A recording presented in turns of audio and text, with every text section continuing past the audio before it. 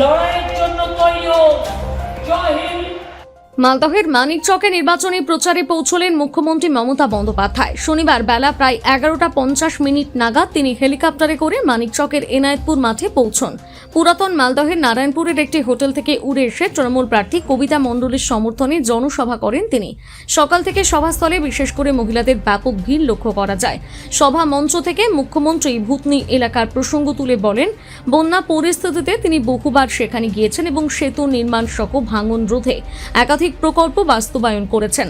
পাশাপাশি অসুস্থ সাবিত্রী মিত্রের দ্রুত আরোগ্য কামনা করেন তিনি। এরপর সভায় উপস্থিত মানুষের উদ্দেশ্যে এসআইআর প্রসঙ্গ তোলেন মুখ্যমন্ত্রী। কতজনের নাম ভোটার তালিকা থেকে বাদ পড়েছে জানতে চাইলে অনেকেই হাত তোলেন। এরপর কেন্দ্রের বিরুদ্ধে অভিযোগ তুলে তিনি বলেন, পরিকল্পিতভাবে বহু মানুষের নাম বাদ দেওয়া হয়েছে। এসআইআরে আপনাদের অনেকের নাম কেটেছে। এখানে যারা উপস্থিত আছে কার কার নাম কেটেছে একটু হাত তুলবেন।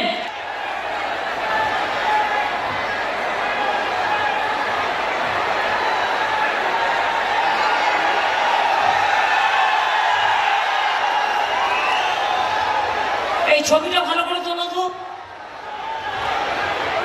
ভিডিও করো এটাকে। ভালো করে হাত তুলুন যাদের নাম কেটেছে। সরকার, অত্যাচারের সরকার, দুরাচারী সরকার, স্বৈরাচারী সরকার, দাঙ্গার সরকার দিল্লিতে আর নেই দরকার। আগে আপনাদের পরিবর্তন করতে হবে। যাদের নাম কেটেছে আমি দলীয় নেতাদের অনুরোধ করব, শুধু ইলেকশনে ক্যাম্পেইন করলে হবে না, এটা বড় কাজ। মানুষ ভোট দেওয়ার জন্য তৈরি আছে। বিএলএ 1, বিএলএ 2 যেভাবে ভোট তোলার সময় কাজ করেছিলেন, দিল্লি থেকে বসে বিজেপি নেতারা দেখে দেখে সংখ্যালঘুদের ভোট বাদ দিয়েছে। যেখানে তপশিলি অনেক আছে তার ভোট বাদ দিয়েছে। এরপর কেন্দ্রীয় স্বরাষ্ট্রমন্ত্রী অমিত শাহকে চ্যালেঞ্জ ছুড়ে দিয়ে মমতা বন্দ্যোপাধ্যায় বলেন, মিটিং করে আলোচনা করুন, মুসলিম দেখলেই নাম কেটে দেওয়া হচ্ছে। ভবানীপুরে 40,000 ভোট কাটা হয়েছে, সব অফিসারদের বদলি করে দেওয়া হয়েছে। আপনি দেশের স্বরাষ্ট্রমন্ত্রী, ফোন করে করে নির্দেশ দেন সবাইকে, মুসলিম দেখলেই মালদায় ভোট কাটো, মুর্শিদাবাদে ভোট কাটো, তিহাটে ভোট কাটো। এমনকি আমার কনস্টিটিউশনেও 1.5 ওয়ার্ড আছে, সেখানেও ভোট কেটে দিয়েছি 40,000 ভোট। ভাবছি কি এইভাবে জিতবে? সব অফিসারদের চেঞ্জ করে দিয়েছে।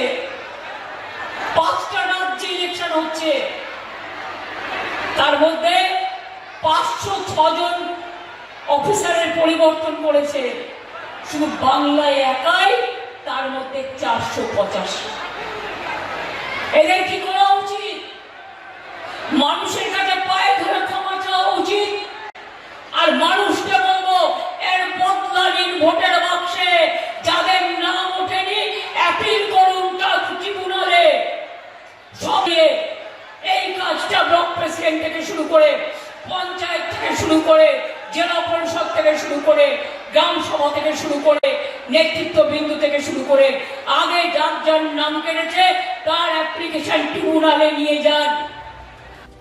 মালদা থেকে পরিতোষ সরকারের প্রতিবেদন, নিউজ টুডে।